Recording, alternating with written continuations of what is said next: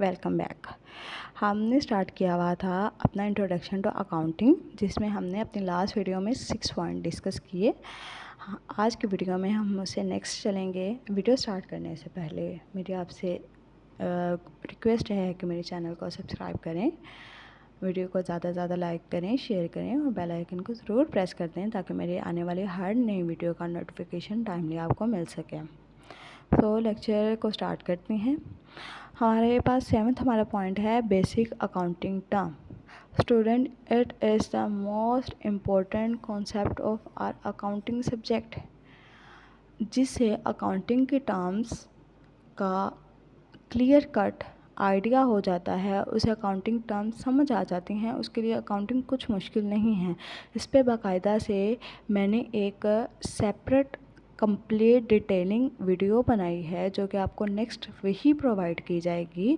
अगर आप उस वीडियो को, इस टर्म्स को अच्छे से अंडरस्टैंड करते हैं तो अकाउंटिंग आपके लिए कुछ भी मुश्किल नहीं है। यहाँ पे मैंने सिर्फ कुछ 2 से 4 जो है अकाउंटिंग के टर्म्स जो मेन है वो मैंने यहाँ पे डिस्कस की हुई है। इसके अलावा भी बहुत सी हैं जो कि मैं अपनी नेक्स्ट वीडियो में एक्सप्लेन करूँगी डिटेल के साथ। सो मेरे साथ जुड़े रहिएगा। ओके, बेसिक अकाउंटिंग टर्म्स जो है हमारे पास आ जाती है। सबसे पहले एसेट आ जाता है, लायबिलिटी आ जाती है, कैपिटल आ जाता है, रेवेन्यू आ जाता है। ठीक है। और अच्छा, इसमें सबसे पहले जो ये एसेट क्या होती है? Asset everything the business owns that has future value. सबसे पहले जो बिजनेस ओन करती है, जो बिजनेस की मलकियत में चीज़ होती है, उसे बोलते हैं हम एसेट। फॉर एग्ज़ाम्पल, कंपनी का कैश, कंपनी की बिल्डिंग, उनकी वहीकल्स, उनका फर्नीचर, उनके मशीनरी, उनके डेटर्स। ठीक है, ये सारी चीज़ें क्या हैं? कंपनी की मलकियत में हैं और ये कंपनी के एसेट्स होते हैं। ठीक है। देन आ जाते हैं हमारे पास लाइबिलिटीज़। लाइबिलिटीज़ होती हैं ये डेट और ऑब्लिगेशंस। ये या तो ये कर्ज होती हैं या जिम्मेदारी होती है बिजनेस पे। ठीक है, बिज़नेस पे ज़िम्मेदारी होती है, या तो वो मक़रूज़ होते हैं किसी नेक्स्ट पर्सन पे, उनकी ज़िम्मेदारी होती है टू पे द अदर पर्सन। यानी कि फॉर एग्ज़ाम्पल, अगर हमने अपने क्रेडिटर से लोन लिया है, बैंक से लोन लिया है, तो वो हमारी लाइबिलिटी है उन्हें पे करना। ठीक है, बैंक जो है वो हमारा क्रेडिटर है। ठीक है, यहाँ पे एग्जांपल में भी बताया जा रहा है, हम बैंक से लोन ले रहे हैं, क्रेडिटर ऑटो सप्लायर्स।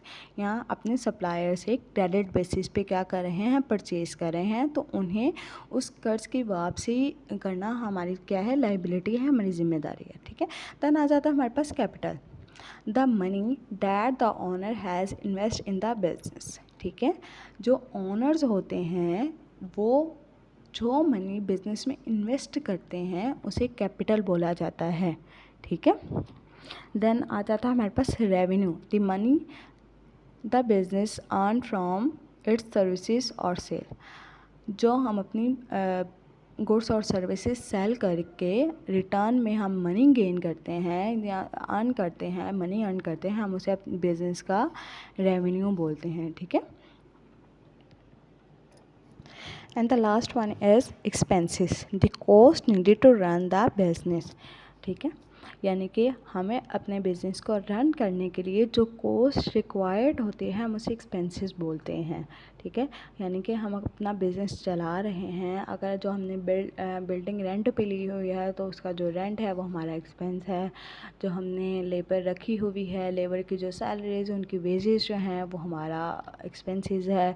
हम जो बिल्डिंग में इलेक्ट्रिसिटी यूज़ कर रहे हैं, जो इलेक्ट्रिसिटी है वो क्या है? हमारा एक्सपेंसेस है। ठीक है, ये सारी चीज़ें जो बिज़नेस को रन करने में हमें जितने भी एक्सपेंसेस या कॉस्ट है जो बेयर करना पड़ती है वो हमारे एक्सपेंसेस होते हैं। ठीक है।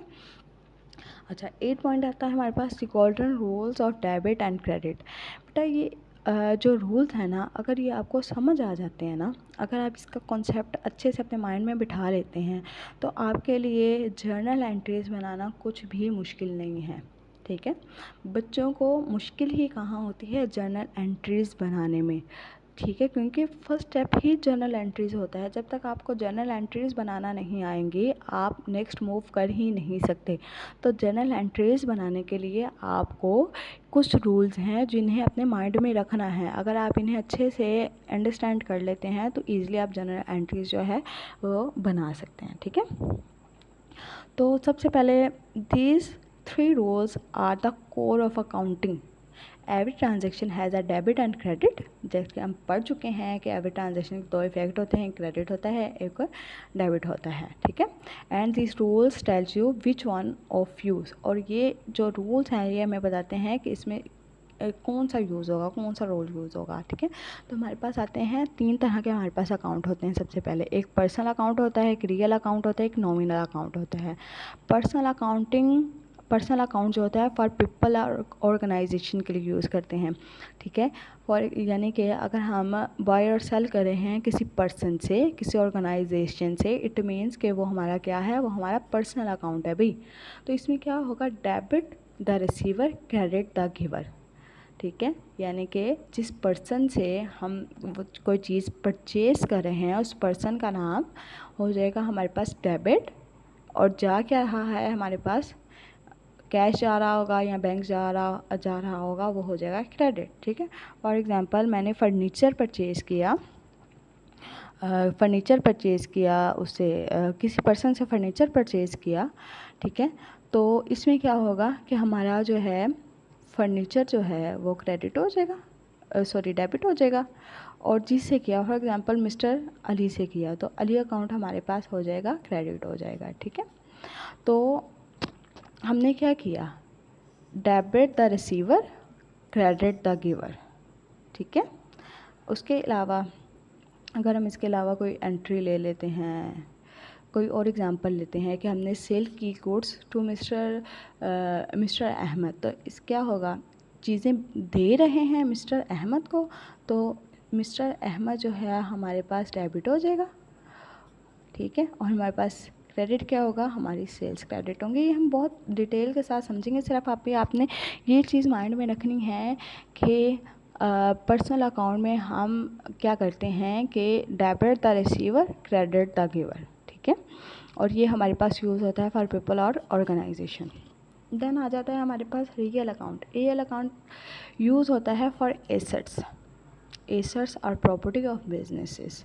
ठीक है, इसमें क्या होता है, डेबिट व्हाट कम्स इन, जो चीज़ कम बिजनेस में कम कर रही है, यानी कि बिज़नेस में एंटर हो रही है, हम क्या करते हैं उसे डेबिट कर देते हैं।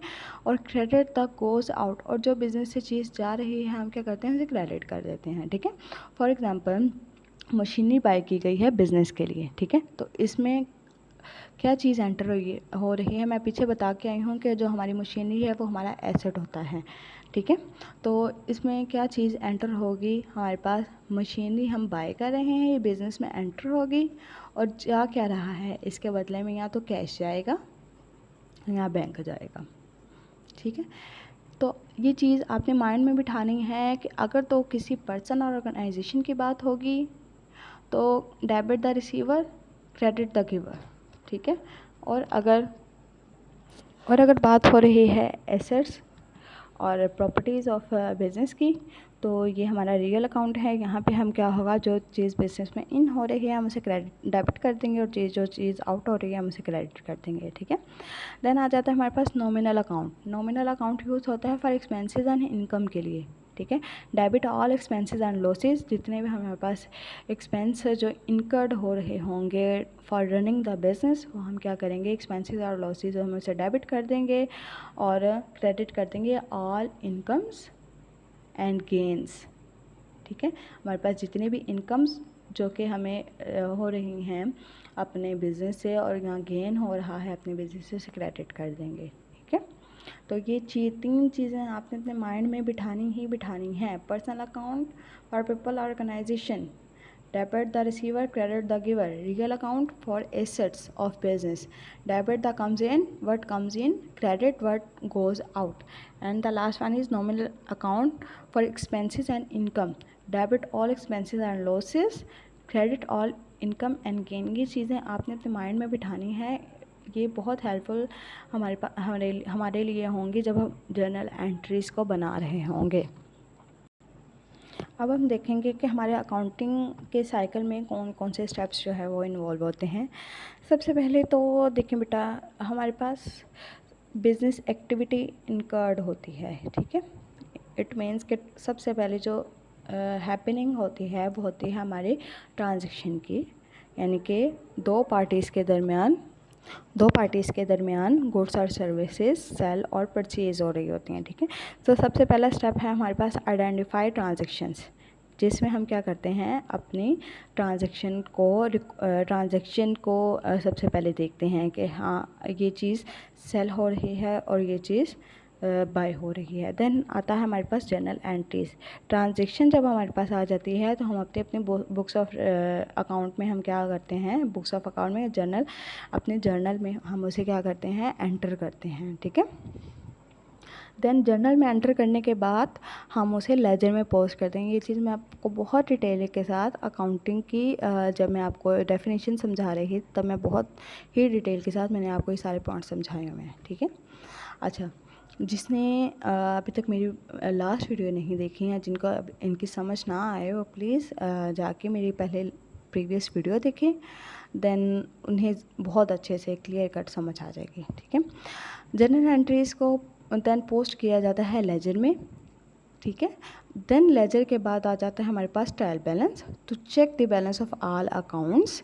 तो मैंने ये भी बताया था कि अगर हमारे पास लास्ट जो टोटल आता है अगर तो वो इक्वल हो, डेबिट और क्रेडिट साइड इक्वल हो, इट मीन्स कि हम पीछे से जो प्रोसेस करके आए हैं वो बिल्कुल एक्यूरेट है, ठीक है। और अगर डेबिट और क्रेडिट साइड में डिफरेंस आ जाए तो इट मीन्स हमसे कुछ ना कुछ गलती हो चुकी होती है, ठीक है। तो हमें सारा पीछे से रिकॉर्ड जो है वो दोबारा चेक करना पड़ता है।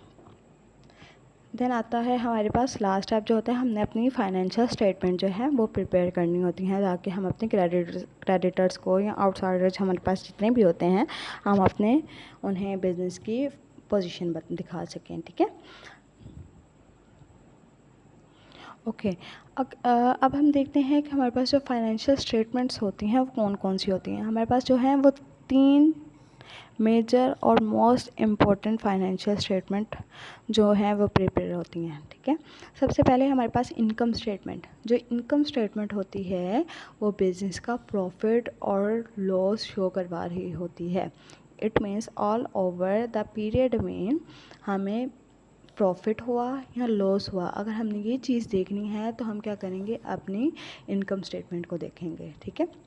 और अगर हमने अपनी फाइनेंशियल ओवरऑल बिज़नेस की फाइनेंशियल पोजीशन देखनी है तो हम अपनी बैलेंस शीट पे जाएंगे। बैलेंस शीट हमें बिज़नेस की asset, liabilities and owners equity को शो करवाती है, ठीक है। इट मीन्स कि अगर फाइनेंशियल पोजीशन अगर हम देखना चाह रहे हैं किसी भी बिज़नेस की तो हम अपनी बिज़नेस की बैलेंस शीट पे जाएंगे। और देन आ जाती है हमारे पास last one, cash flow statement. ये हमें बताती है कि बिज़नेस का जो कैश है वो कहाँ से आ रहा है और कहाँ पे जा रहा है, ठीक है। कैश की अगर आपने कंप्लीट डिटेलिंग देखनी है तो कैश फ्लो स्टेटमेंट से आप देखेंगे, ठीक है।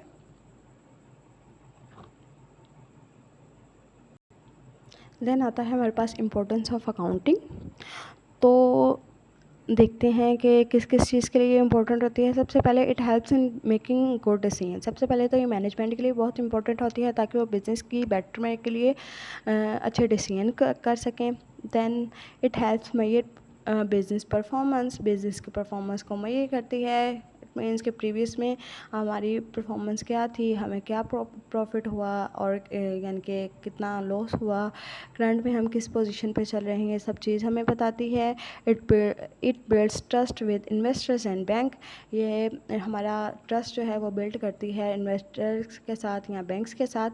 Then it has the business made its legal and tax requirement. ये लीगल टैक्स एंड टैक्स के लिए टैक्स की रिक्वायरमेंट के लिए क्या करती है, ये हमें हेल्प करती है, ठीक है। अब हमारे पास कुछ फंडामेंटल अकाउंटिंग प्रिंसिपल्स होते हैं जो हमने लेके चलने होते हैं। तो सबसे पहला है हमारे पास गोइंग कंसर्न। तो गोइंग कंसर्न में हमने ये एज्यूम करना होता है, या हमने ये एज्यूम किया होता है कि जो बिज़नेस है will continue operating for ever.